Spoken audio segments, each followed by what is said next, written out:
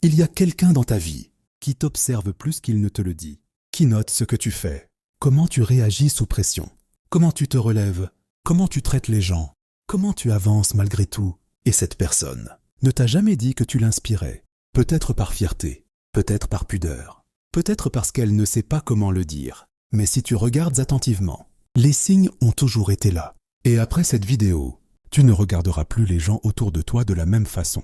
Laisse un like si tu n'as jamais vraiment réalisé l'impact que tu avais sur les gens autour de toi. La plupart des gens croient que pour inspirer, il faut être célèbre, avoir accompli quelque chose d'extraordinaire, avoir une audience, un titre, une histoire spectaculaire. Mais la vraie inspiration, celle qui change les gens durablement, elle ne vient presque jamais de là. Elle vient des gens ordinaires, qui font des choses extraordinaires dans leur quotidien, sans le savoir, sans le chercher. Et tu es peut-être l'un d'eux. Voilà les signes. Signe numéro 1. Les gens te posent des questions sur tes choix. Quand quelqu'un t'observe, Vraiment t'observe. il finit toujours par poser des questions. Pas des questions polies, des questions précises. Comment tu as fait ça? Comment tu as pris cette décision? Comment tu as traversé cette période? Ces questions ne sont pas de la curiosité ordinaire. Ce sont des tentatives de comprendre un modèle, de décoder une façon de fonctionner qu'ils admirent et qu'ils essaient d'appliquer à leur propre vie. Des chercheurs en psychologie sociale ont montré que l'imitation comportementale, copier les stratégies et les attitudes des gens qu'on admire, est l'un des mécanismes d'apprentissage les plus puissants chez l'humain. Quand quelqu'un te pose des questions sur tes choix, il ne cherche pas juste une réponse, il cherche une direction. Et c'est toi qui l'as choisi comme boussole. Signe numéro 2, les gens changent leur comportement autour de toi. Tu l'as peut-être remarqué sans y prêter attention. Des gens qui font plus d'efforts quand tu es là, qui choisissent mieux leurs mots, qui se tiennent différemment, qui essaient d'être meilleurs, pas pour te plaire, mais parce que ta présence élève le niveau de ce qu'ils s'autorisent à être. Ce phénomène s'appelle la contagion comportementale, étudié par Nicholas Christakis et James Fowler à Harvard. Leurs recherches publiées dans le New England Journal of Medicine ont montré que les comportements, bons comme mauvais, se propagent dans les réseaux sociaux jusqu'à 3 degrés de séparation.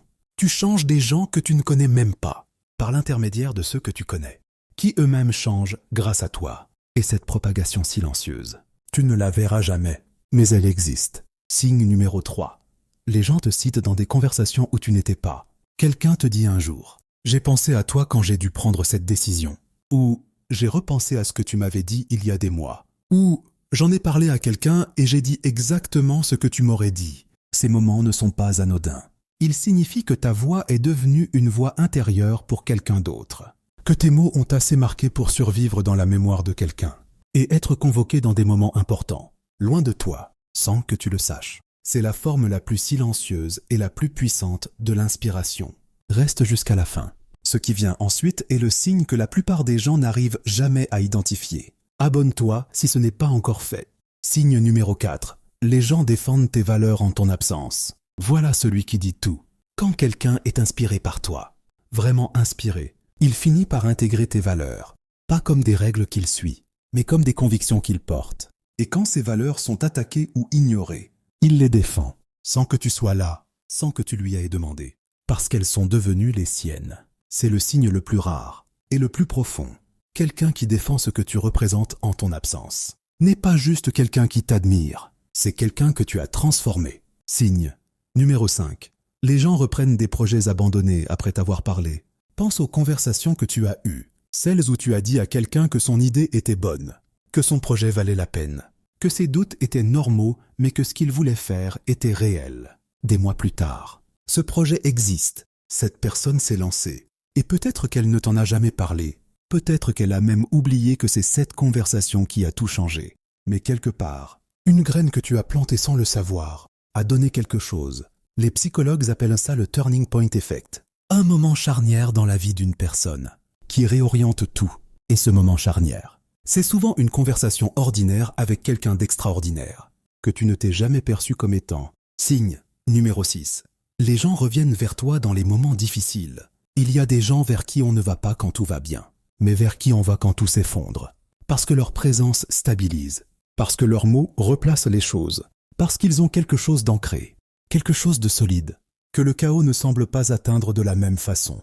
Si les gens reviennent vers toi dans les moments difficiles, ce n'est pas un hasard, c'est qu'ils ont appris, souvent inconsciemment, que tu es le genre de personne qui les aide à se retrouver. Et être le refuge de quelqu'un dans la tempête, c'est l'une des formes les plus profondes d'inspiration qui existent. Signe numéro 7. Les gens essaient de t'imiter sans te le dire. Ils adoptent une façon de parler que tu as, une façon de gérer les conflits, une façon de fixer des limites, une façon de réagir sous pression. Ils ne t'en parlent pas, souvent parce qu'ils ne s'en rendent même pas compte. L'imitation inconsciente est l'un des compliments les plus sincères qui existent. On n'imite pas ce qui ne nous impressionne pas. On n'imite pas ce qui ne nous semble pas supérieur à ce qu'on fait déjà. Et si tu observes attentivement les gens autour de toi, tu verras peut-être des fragments de toi, dans leur façon de s'exprimer, dans leurs réactions, dans leurs choix, reflétés sans que tu les y aies mis consciemment. Signe numéro 8. Les gens te remercient pour des choses que tu as oubliées. Quelqu'un vient te voir et te remercie pour quelque chose que tu as dit ou fait. Il y a des mois, des années parfois. Et toi, tu ne t'en souviens même pas. Parce que pour toi, c'était une chose ordinaire. Un mot lancé comme ça. Un geste qui te semblait évident. Mais pour eux, c'était un tournant. Ce décalage entre ce que tu perçois comme ordinaire et ce que les autres perçoivent comme extraordinaire est la preuve la plus claire que tu existes à un niveau que tu ne vois pas encore.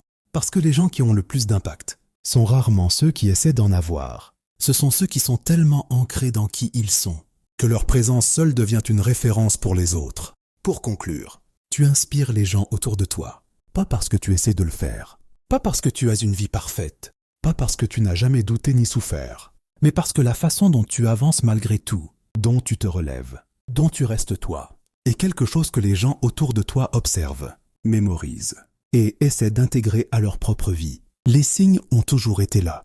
Tu n'avais juste pas appris à les lire. Maintenant tu sais, la prochaine fois que quelqu'un te posera une question sur tes choix, que quelqu'un te remerciera pour quelque chose que tu as oublié, que quelqu'un reviendra vers toi dans sa tempête, tu sauras ce que ça veut dire. Tu as plus d'impact que tu ne le crois. Tu en as toujours eu. Est-ce que quelqu'un t'a déjà dit que tu l'avais inspiré sans que tu t'y attendes ? Dis-le en commentaire.